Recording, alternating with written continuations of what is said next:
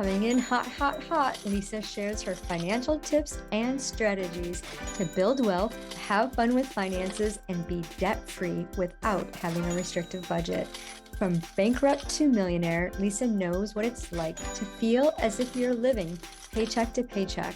Her unconventional money multiplier system is the very wealth protocol that enabled her to retire 2.5 years early, pay down $100,000 of debt in 6 months, and move to her dream home at the beach. Hey, welcome to this episode of I Date Money. I'm your hostess, guess who? Lisa Drennan, the Wealth Activator. Today, I have this gorgeous Nicole who is with us today. I mean, she is so gorgeous. If you're listening on the podcast, go over to the YouTube channel and you have to see, not only is she beautiful, she has this beautiful expertise of branding. And I just love that when someone can create a vision and take your business and make it a beautiful brand with your logo, your vision, someone who can do that, it's so talented. So Nicole Perkins is with us today. She is a brand expert and she's helping entrepreneur coaches and consultants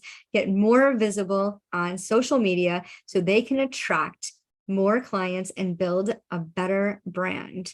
Who doesn't need that? I have a client that needs your expertise because she was trying to make her own logo and it did not come out good.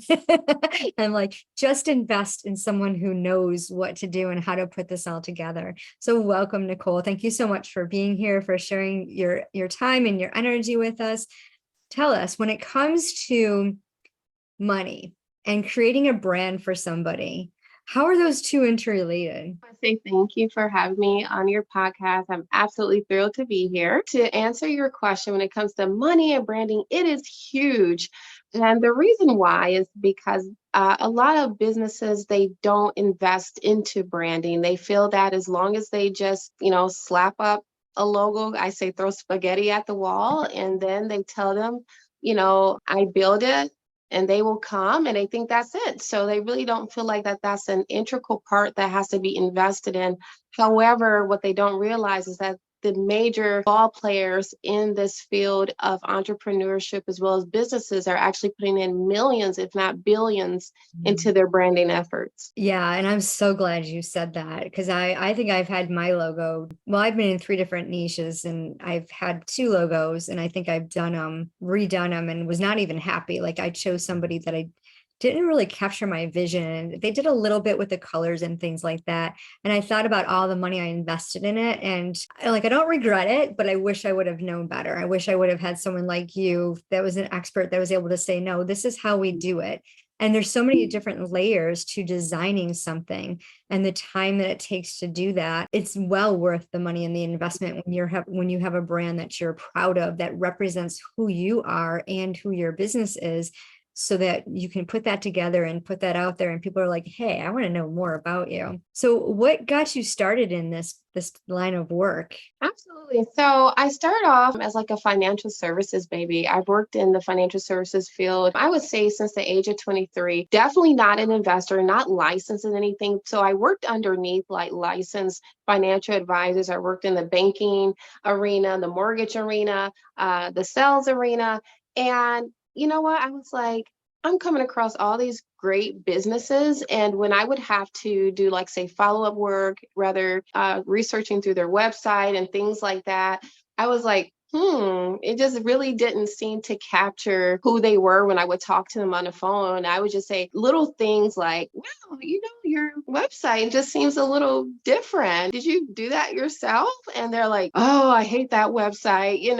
Over the years, I was just like, wow, I already doodle on my own and did little things for friends and family. So I was like, I think I'm really good at this and I think I can help people. So sometimes when I would work underneath different advisors and different companies, I would come across the clients again. I would say, hey, what if I did something for you? If you don't like it, then of course you can scrap it and stay with what you're at. But if you really love it, how would you feel if I helped you out with that? And they're like, okay, great. And some of them loved it, and they're actually my clients to this day. It just kind of blossomed because I seen a need. I seen where businesses were just not aligning with their message and how it looked, but they were really great at what they do. Yeah, that's beautiful.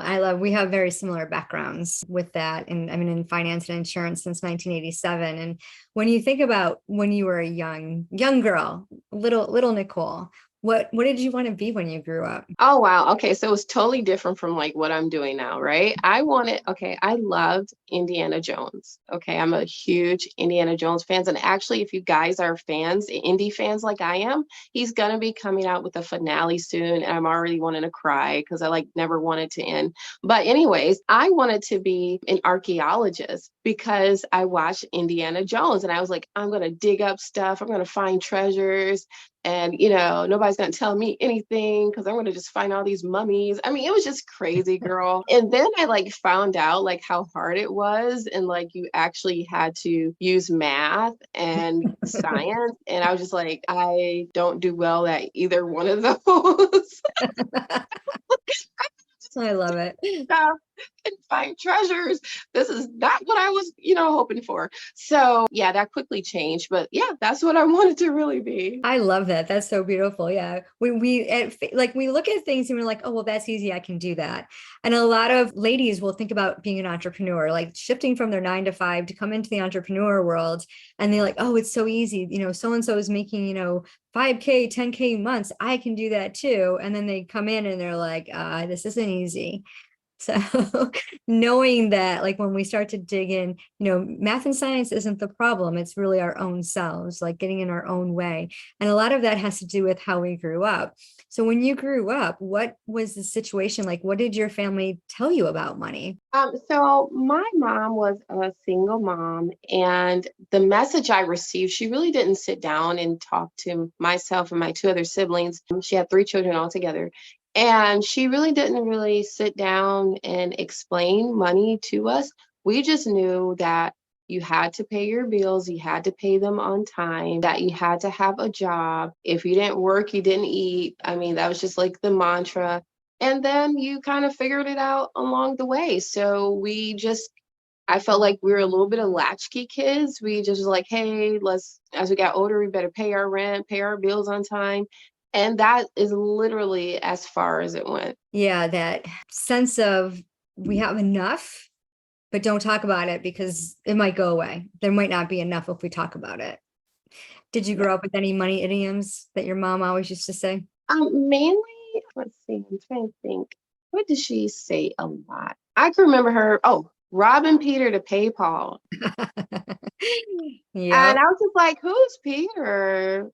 Who's Paul? You know what I mean? And I didn't realize that these were just like characters that she said, robbing Peter to pay Paul. And as I got older, I was like, oh, she would take money that belonged to another area in her finances and then place it somewhere else. And then she would do something else. And I was just like, oh, that sucks, right? That's not something that, I want to do. However, as she got older, the idiom started to change where then as she became more educated in the finances, she started telling us about credit.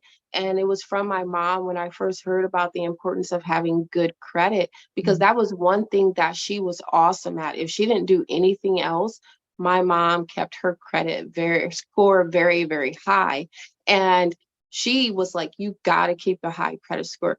You got to keep a high credit score. So that was the one thing I was like, okay, I got to keep a high credit score, of course, pay my bills. And little by little, robbing Peter to pay Paul kind of dissipated as time went on. And I believe as she got more educated with finances. Oh, that's awesome. Something my mom said all the time too. And I had the same reaction. Who's Peter and why are you borrowing from Paul? I don't get it. But it was that old adage, that money envelope system, that's been around forever. And my mom used to take those envelopes and she would take up, got to borrow from the food bill, got to borrow from the gas and electric. And then she would figure it out. Like somehow it would get figured out. Right. And she was an entrepreneur as well. And she was a cosmetologist. So she, depended on tips. And I remember she used to hustle and work so hard I was a divorced kid. So she was a single mom with 4. And I was always that struggle and always high energy, nervous around money. And, that Friday she'd have all this money, Saturday she'd have all this money from tips. And then by Monday she'd be like, oh my goodness, all the money is gone. Like, where did it all go? And there's some things that I had to work through myself as I was getting older, recognizing that I don't want to have these same habits. I don't want to have to worry about money. Did you find yourself adapting? So first of all, I have to ask you, your mom told you to keep a high credit score, 750 plus. I mean, 800 is the best. Is your credit score up there above 700? We're right at 700. I'm right at 7. So Yeah. yeah, but that took a lot of trial and error too, because I didn't know about student loans and different things. So that was an up and down journey, because I knew I wanted my credit to be high, but I didn't know that certain things affected the credit from being a certain way. And so as just through trial and error, like I would pull my credit report and be like, hey, why did it go down? What did I do? So then I was like, duh, okay, this happened. So that's how I learned. I learned by bumps and bruises. And now I got a system to myself where I pretty much know what's going to ding my credit report, what's going to affect it, what's going to make it go up, what's going to make it go down. But that took years of trial and error. Yeah.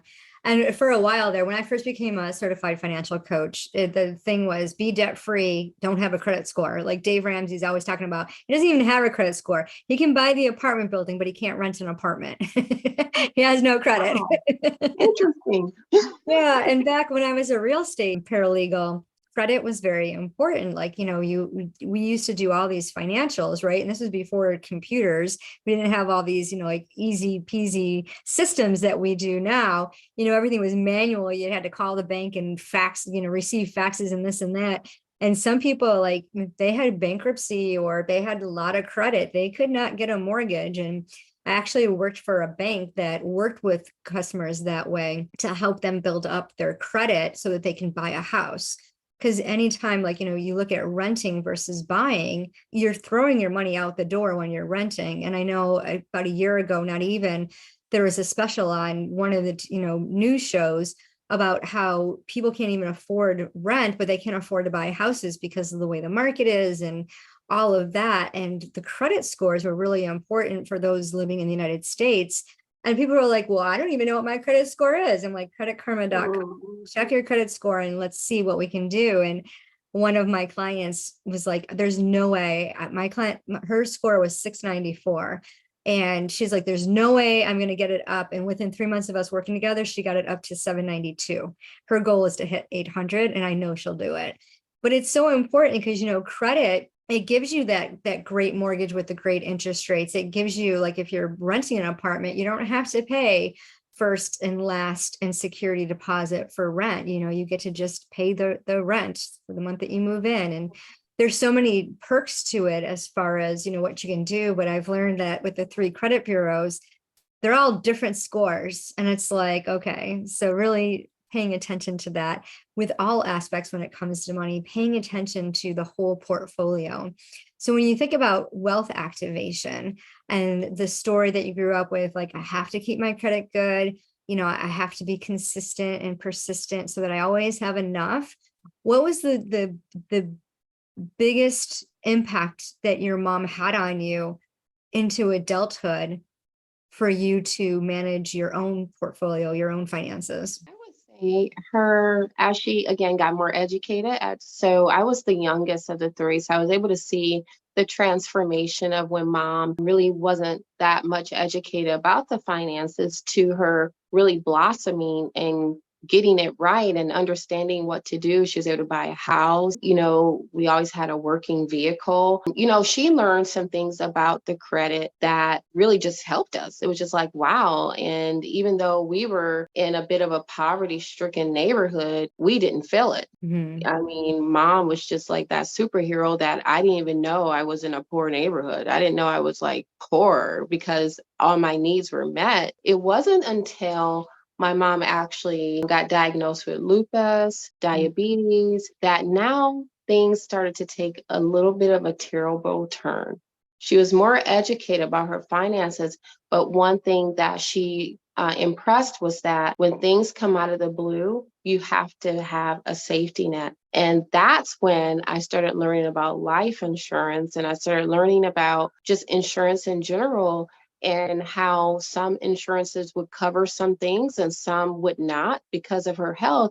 Mom would always talk about how one health insurance would actually drop her because of the treatments that needed to be made, while another insurance would be more than happy to help. So now we're moving into that stage of retirement, and me growing up seeing how she was getting ready for that. So now the message was changing to, you need to have some type of safety net. And that's how I learned about the 401ks and retirement and things of that sort. So I would say she's still alive, thankfully, but her impact was, now you have to think more about the future. It wasn't just credit, credit, credit anymore, which I was like, oh, that's what I need to do.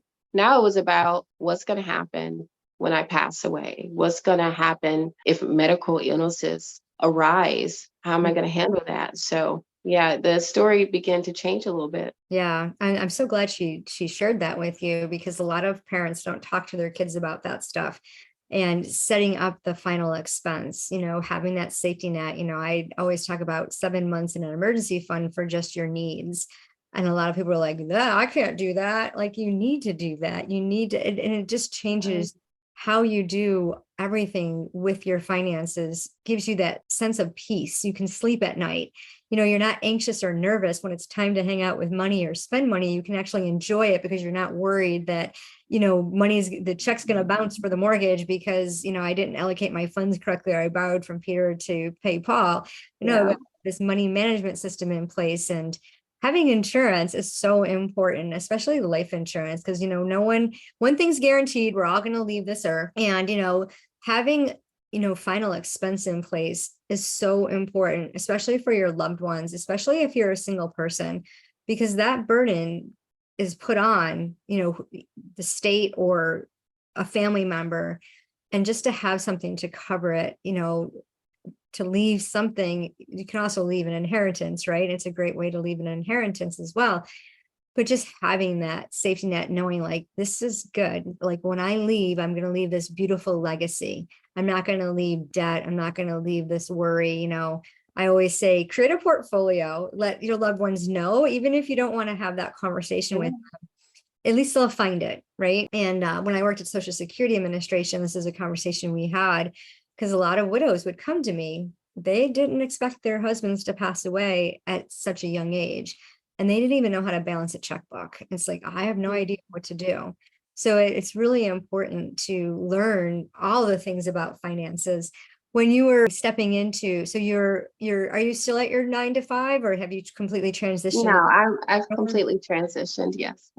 So what tools did you put in place as far as your money management system to go from that guaranteed paycheck to having the income as an entrepreneur? So just to be clear, I'm like not your traditional 9 to 5. I still have contracting work that I do for the previous financial advisors and different companies. So I can come in like seasonal and do different things for them. And that's always a plus, because I just kind of like wanting to know what's going on in the world besides entrepreneurship. I think that's important. And I always learn so much during that time. But what helped me to say, hey, I want to do like branding full time, was that I started to really ramp up my clientele. And I first looked at, okay, I need to match what I'm making on the 9 to 5. That was my biggest thing. I'm married. So my husband's like, yeah, we are working off of 2 incomes. So if you no longer work, then my one income, as much as we would love to just do that, it probably would not be a safe fit for us to, stick with that. So guess what? If you're going to leave your job, make sure that your entrepreneurship can at least match your income. And so that was the mantra. Like, it has to match. It has to match. And once it did, it was like, okay, even if it did match what my mom said, what about the things that come up? Right? That was her thing, like towards like now where she's at, like, you have to prepare for those things that come out of the blue. So I was like, okay, what are those things that may come out of the blue? So we had to prepare for that. And then on top of it was like, okay, what about if we want to take vacations. I mean, so it wasn't just now bills and emergencies. It was like, what if we actually want to have a life and do some things like go to the movies or eat out sometime? So all of this, I would say, take about a good 2 years to really get under control. Even after I did full-time branding for myself, there still were some hiccups that we didn't even plan for. So I would say, even when you think you've planned, there's still things that you will say, wow, I didn't think about that part. And that's okay. But you just don't want your situation where you didn't think about anything. Exactly. Yeah. Yeah. And I call those money buckets.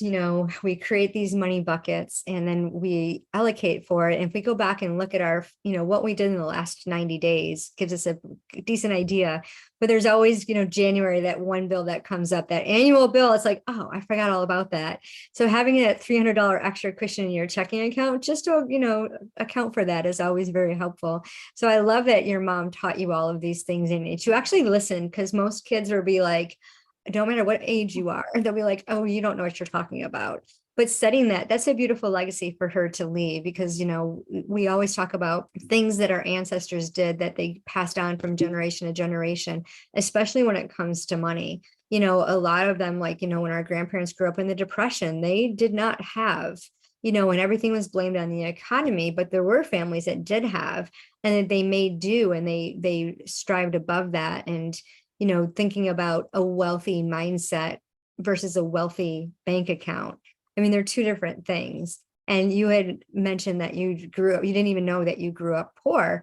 And you didn't grow up poor. You grew up very rich because your mom instilled in you this beautiful relationship with money that you were taken care of, you were provided for. And a lot of people miss that. And there's a lot of I've seen a lot of things, especially on social media, where ladies are complaining, especially about their Social Security monthly payment. They'll look at it like, I can't live on that. No, be grateful for this. Gratitude is the first thing that helps us see what money does for us. And I'm all about picking up pennies when I see them on the ground. I will not walk by a penny, because every dollar, every value is so valuable. It's so important, and to appreciate all of that money that comes in your way. So I just absolutely love what you're doing and how you've transitioned and stepped into what your passion is, what your heart is. So tell us some more about your business. Right. So we've now expanded. We're just not into branding. We also help our clients with the sales portion, because we realized that once they've gotten their branding together, there were still some gaps that I noticed just in business in general, that they weren't reaching the ideal client that they wanted. But once we got their branding together and they were able to attract the clients, they weren't like securing them. And so I would get the testimonies like, oh, I got all these clients in, or I got people prospecting me. And I was like, okay, what happened? And they'll say, well, I just couldn't close the deal, or, something happened in between. And it wasn't because of our branding, it was because once they got the attention that they so desired from the results of the branding, they literally could not secure or close their deals. And I thought, wow, how awful to be. It's like having a very beautiful face, but then your personality is terrible, right? It just doesn't go together, and it shouldn't go together. So I said, okay, why don't we think about some ways to help you with not only selling your package, but also, securing the close, letting them understand how important it is for you to work with them. And I did a few just kind of beta testing, so to speak, to see how that would work. And absolutely, it was phenomenal. Our clients now are able to not only get their branding portion completed with us, but we have in-house sales and closer to help them secure their deals, as well as close their deals and keep their clients happy. We also have expanded. I have over 32 plus virtual assistants now across the entire world. So we are international, that can handle all things branding, sales, and marketing. Oh, that's beautiful. I love that. And what's the best way for our audience to connect with you? Okay, so you can reach me at Nicole J. Perkins on all social media handles. That is including Facebook, Instagram, TikTok, LinkedIn.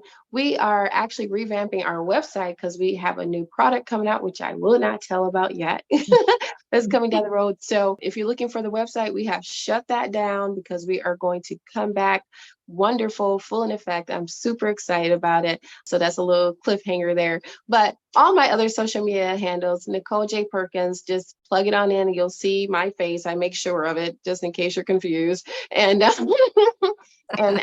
you'll see something at reference to build your brand better, brand better, branding. Yeah, you know it. That's what'll happen and you'll know it's me. I love that. And we'll put the links to connect with you in the show notes. And as we part, what words of wisdom would you like to share with the audience? I would say it's not how you start, it's how you finish. We all have, like, I guess, a little bit of humble beginnings in one way, shape, form, or the other. And you may not be exactly where you want to be, but be thankful you're not where you used to be. And also know that things can get better. And, just keep the faith, keep the hope. You'll see it. Oh, I love that. Thank you so much, Nicole, for being here, for sharing your expertise and your story all about money and the things that you learned and implemented. That is just beautiful. And for those of you who are listening, please check the show notes, connect with Nicole. And if you've been doing your logo, your branding yourself, please stop. Please connect with Nicole and tap into that. It's a phone call. You can check it out. And if it's not a good fit, that's okay too. But, really think about investing in this because you are worthy and this is your passion. This is your business.